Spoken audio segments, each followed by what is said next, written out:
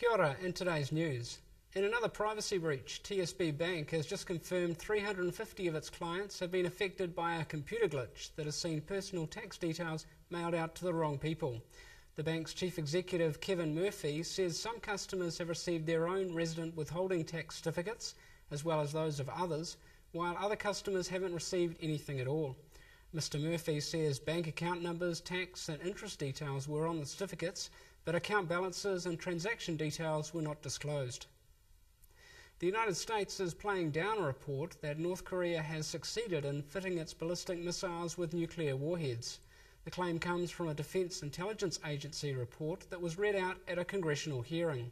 The Pentagon has since said it would be inaccurate to suggest that the North Korea regime has fully tested, developed or demonstrated the kinds of nuclear capabilities as referenced in the report.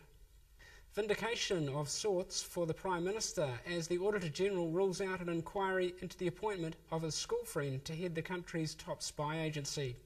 Labour asked for the inquiry into Ian Fletcher's role after revelations the Prime Minister phoned him and asked him to apply for the role. The Auditor-General says she sees no need for an inquiry, and John Key agrees.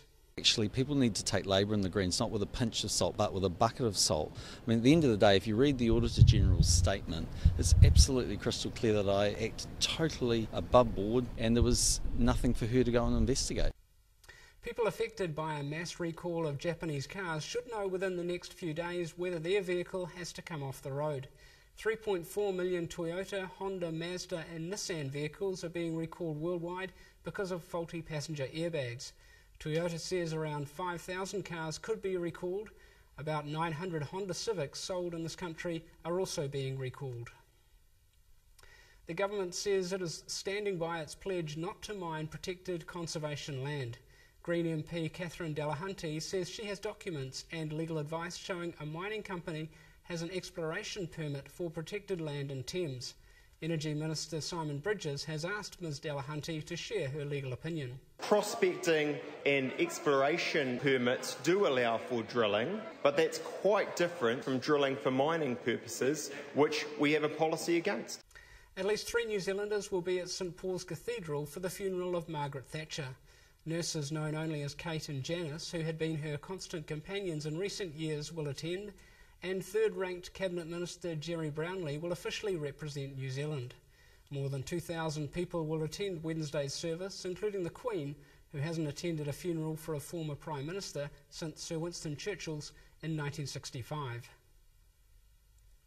The latest spasm of religious violence in Egypt is raising concerns about the fate of approximately 8 million Christians in the Islamist-led nation.